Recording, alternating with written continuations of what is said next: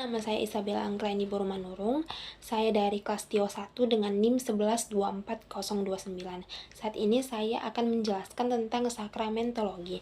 Sakramentologi, definisinya itu diambil dari sakramen, adalah tanda yang ditetapkan oleh Kristus untuk memberikan dan memperkuat anugerah Allah kepada umatnya.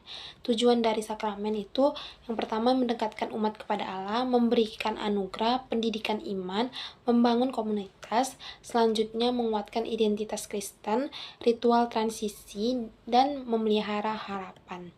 Jenis-jenis sakramen ini dibagi menjadi beberapa bagian. Yang pertama yaitu baptisan, dapat kita ketahui dari Matius 28 ayat 19-20.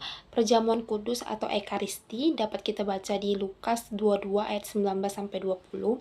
Yang ketiga yaitu penguatan atau krisma, dapat kita baca di Kisah Para Rasul 8 ayat 17. Yaitu yang keempat, pernikahan, dapat kita baca di Efesus 5 ayat 31-32. Yang selanjutnya itu pengakuan dosa atau sakramen pertobatan, dapat kita baca di 1 Yohanes 1 ayat 9. Selanjutnya yaitu pengurapan orang sakit, dapat kita baca di Yakobus 5 ayat 14. Yaitu selanjutnya makna spiritual di balik sakramen, yaitu ada 4 bagian: pemberian anugerah, pengalaman kesatuan, pembersihan dan pengampunan, dan pendidikan iman. Selanjutnya ada juga makna teologis di balik sakramen, yaitu 1. Penerapan janji Allah. Sakramen merupakan penerapan dari janji Allah, mengingatkan umat akan karya penyelamatan Kristus, yaitu yang kedua sebagai simbol dari karya Kristus, yang ketiga sebagai identitas Kristen. Peranan sakramen itu dibagi menjadi 5 bagian,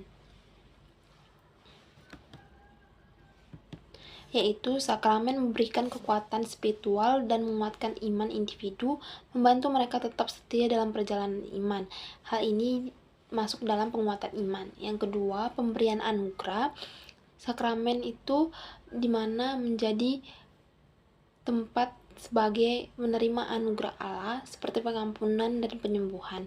Yang ketiga, pembentukan identitas Kristen, pengalaman penyucian, dan selanjutnya pendidikan iman. Sakramentologi dalam sejarah gereja, yaitu sebagai zaman awal gereja, sakramen seperti baptisan dan perjamuan kudus dilaksanakan secara sederhana dan intim di dalam komunitas Kristen pertama. 2. Pengembangan teologi sakramen. Para bapak gereja seperti Agustinus dan Tertullianus mulai mengembangkan pemahaman teologis tentang sakramen. Yang ketiga yaitu Konsili Nicea 325 Masehi. Konsili ini menetapkan banyak aspek teologis yang berhubungan dengan sakramen. Yang keempat, di abad pertengahan, sakramen semakin terinstitusionalisasi dengan Gereja Katolik Roma mengembangkan praktik dan ritual yang lebih formal dalam liturgi sakramen. Yang kelima, reformasi Protestan 16 abad seperti Martin Luther dan Jean Calvin yang menekankan pentingnya baptisan dan perjamuan kudus, tetapi berbeda dalam pemahaman dan praktik dibandingkan Gereja Katolik. Yang keenam yaitu kontra-reformasi. Gereja Katolik mengklarifikasi, menegaskan kembali ajaran sakramen.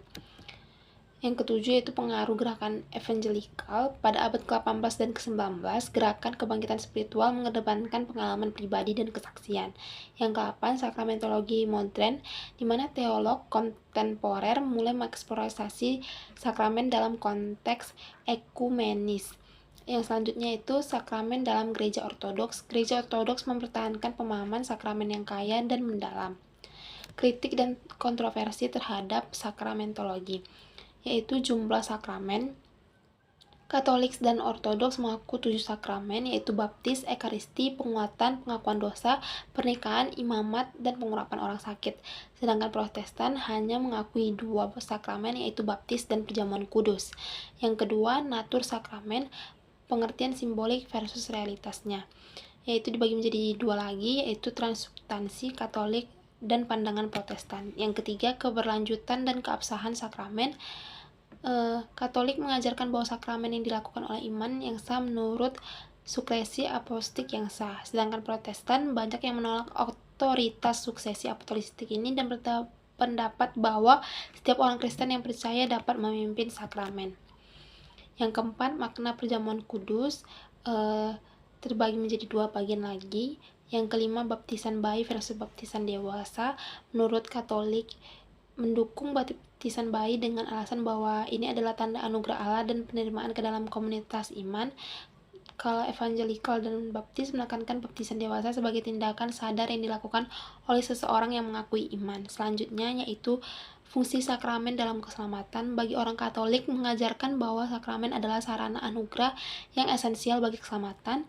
Untuk Protestan, banyak yang percaya bahwa keselamatan hanya oleh iman, bukan oleh sakramen. Mereka melihat sakramen ini sebagai tanda luar dari iman yang telah ada, bukan syarat keselamatan.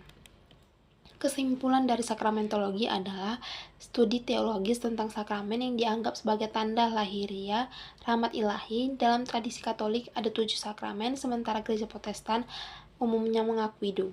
Pandangan tentang sakramen bervariasi di antara tradisi gereja, tetapi semuanya menekankan pentingnya sakramen dalam kehidupan spiritual umat. Sekian dan terima kasih. Ini adalah bagian dari penjelasan saya tentang sakramentologi.